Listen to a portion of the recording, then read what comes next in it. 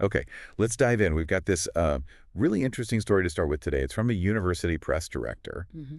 talking about this feeling, this sense that the humanities are kind of losing ground. Yeah, that they're not seen as quite so vital anymore. Right. And that immediately brings up a huge question for, well, for right now, doesn't it? I mean, we're swimming in information. You can feel almost numb to suffering sometimes. Yeah. How do we even figure out what really matters? What are our ethical responsibilities? It's a fascinating starting point because it highlights this paradox, this worry about the fields that help us understand being human. It comes up just when we arguably need them most. Exactly. And it links directly to, well, our ethical obligations. If we lose those tools for empathy, for understanding complexity, how do we navigate the moral stuff? Couldn't agree more. And that's precisely the area we're diving deep into today. Yeah. We're looking at these massive questions through a chapter called Precarious Life. It really digs into the philosopher Emmanuel Levinas and his idea of precarious life, this fundamental vulnerability we all have, and what that implies for ethics, for politics. And it's not just, philosophy in a vacuum. Levinas's ideas give us this really powerful lens. We can use it to look at pressing issues like how we deal with violence or just our basic responsibilities to people around us. So maybe give us a quick roadmap. What are the main things we'll be covering in this deep dive? Sure. So we'll start with that humanities anecdote and how it kind of sets up Levinas's thinking on being addressed by others. Then the big one, his concept of the face. Okay. And the huge ethical demands that come with it. From there, we'll look at the political side, touch on a major critique of his work too, and then see how these ideas pop up in things like representation, humanization, even media images. And those key terms, precarity. Yeah, precarity, that basic vulnerability.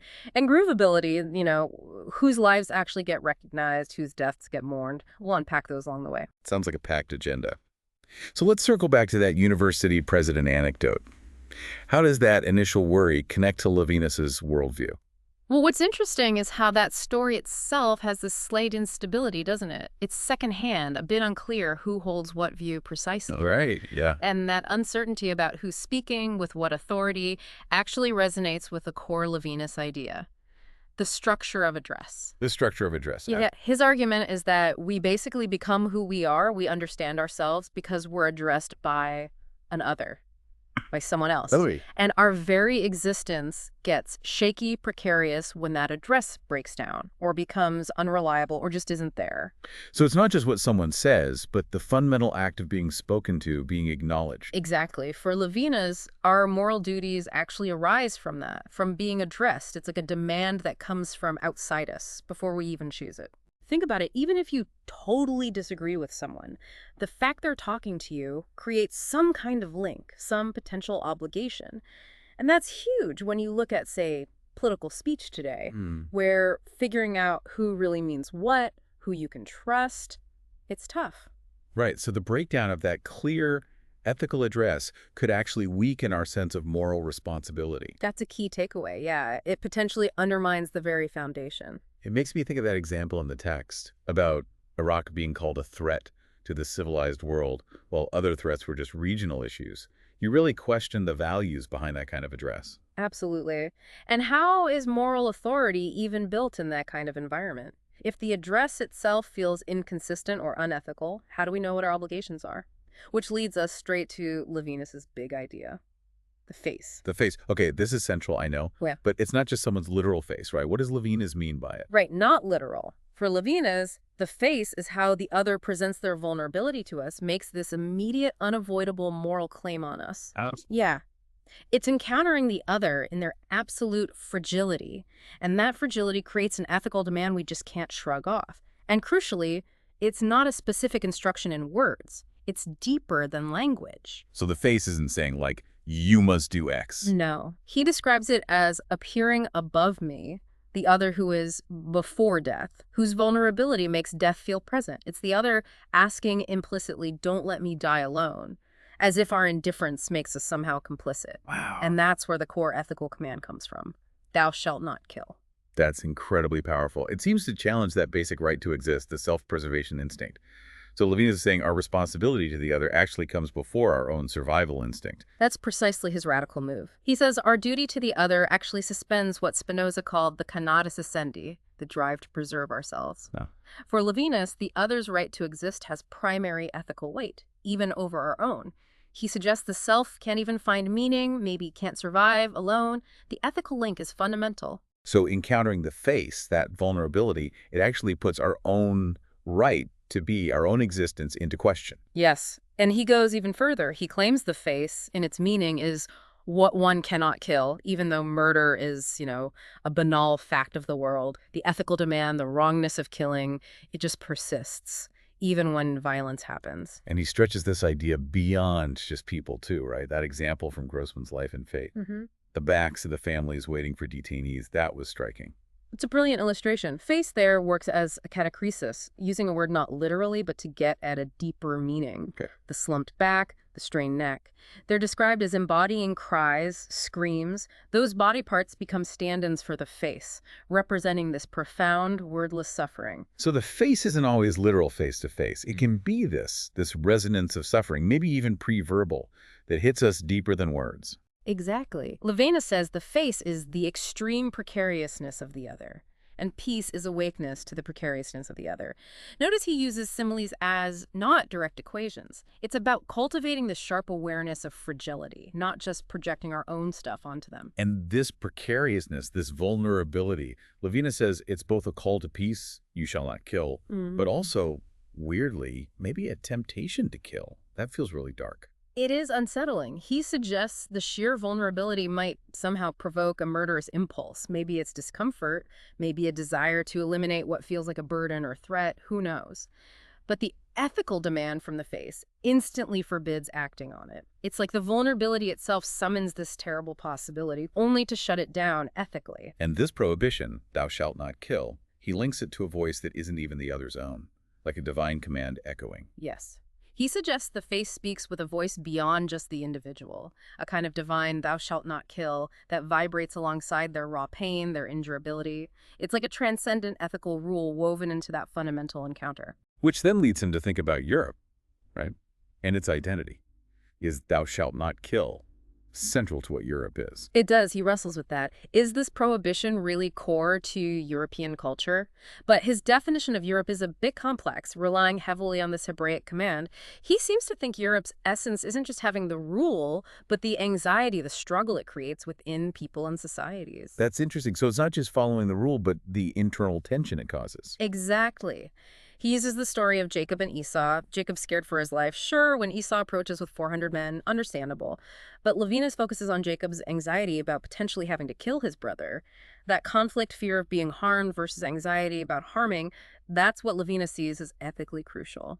But I still wonder, why does Levinas seem to think the desire to kill is such a primary, almost default response to vulnerability? It sounds quite pessimistic about human nature. It's definitely a challenging part of his thought, yeah. He seems to see it as this primal thing that bubbles up, and the ethical command, thou shalt not kill, is what pushes back against that first violent urge. He even argues self-preservation just isn't enough ethical justification for violence. So even acting in clear self-defense could be ethically questionable for Levinas. He takes a very strong line. He argues the ethical encounter demands we move beyond that circuitry of bad conscience, that kind of narcissistic focus on ourselves that often justifies violence, even self-defense.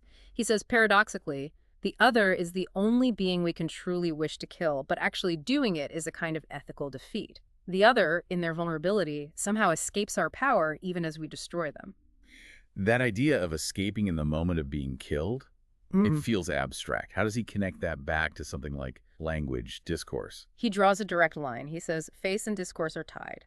For Levinas, that basic ethical command of thou shalt not kill coming from the face is actually the foundation, the prerequisite for speaking at all. Wow. So language itself has this built-in ethical weight because we're fundamentally beings who are spoken to first, addressed by another. The other, in their vulnerability and their ethical demand, is the very condition that makes talking possible.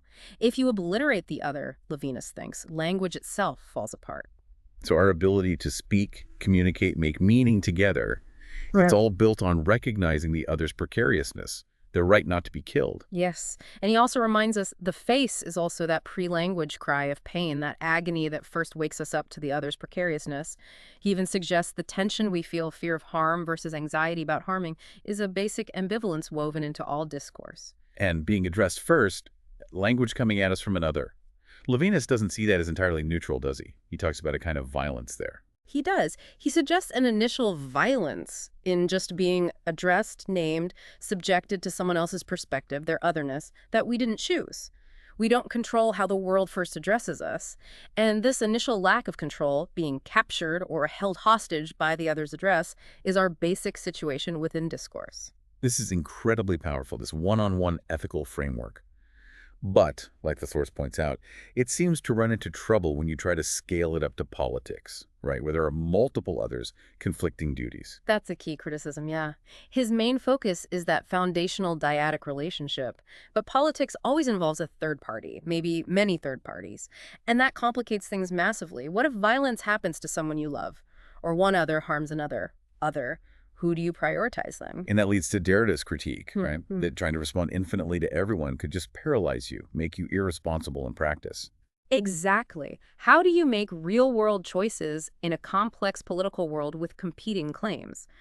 And the source also mentions other traditions, Spinoza, Nietzsche, utilitarianism, Freud, that would question Levinas's radical prioritizing of the other over, legitimate self-preservation needs. Right. It's an ongoing debate. The text even notes some read Levinas as almost masochistic and points out his apparent skepticism towards psychoanalysis. But okay, despite these critiques, his ideas still seem incredibly relevant today, especially around representation, how things are shown, how people are humanized or dehumanized. Absolutely. His work gives us a unique way to see that the link between representation and humanization isn't simple.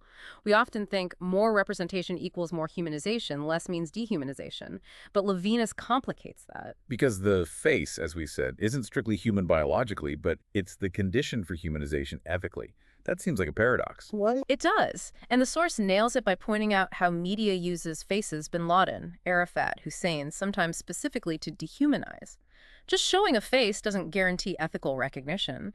Those images might actually hide the deeper Levinasian face. So there's a difference between Levinas's inhuman but humanizing face, that raw vulnerability, and just sticking a picture of someone's face in the news to make them an enemy. How do we grasp that difference? The key seems to be, does the image let us truly see the precariousness, the vulnerability, the potential suffering?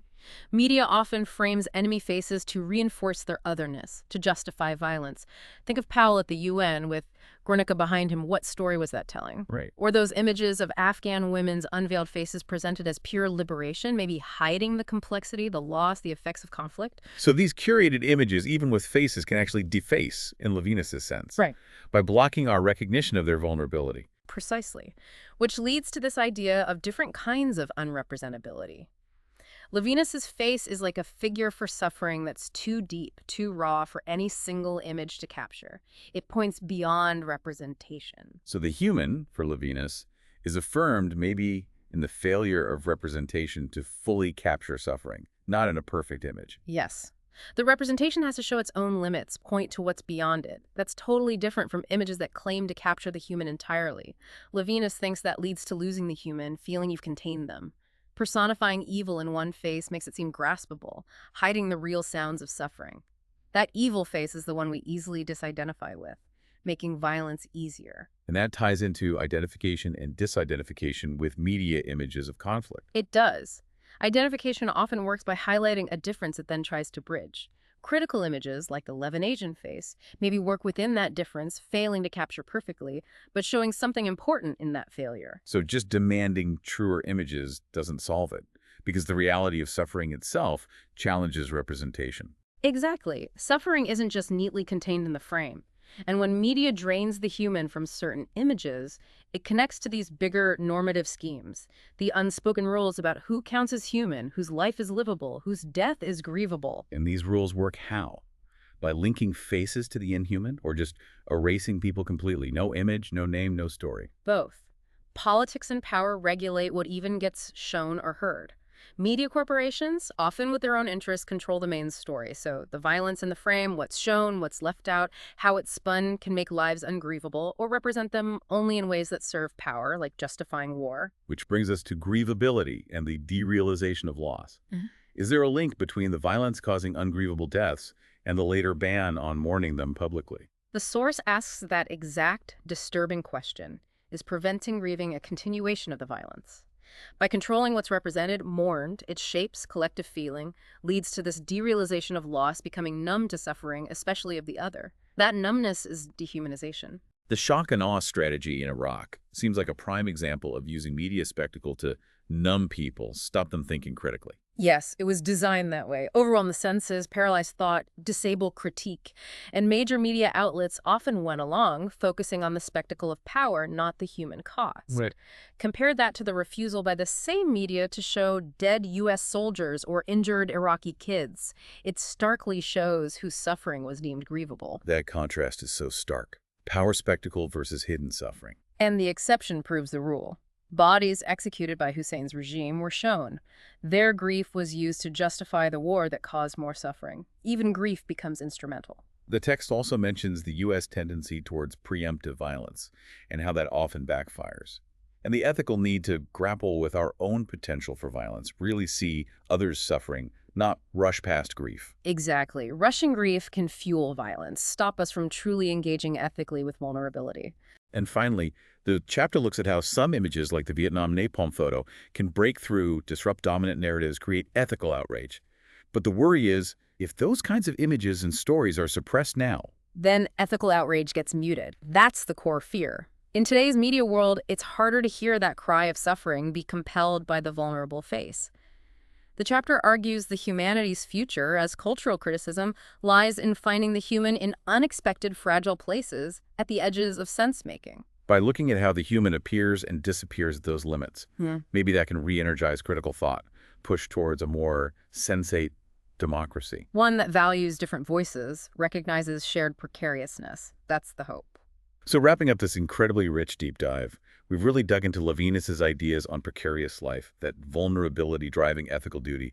We look hard at grievability, who gets mourned, how power shapes that, and the complex dance between representation, humanization, dehumanization. Especially in media and politics.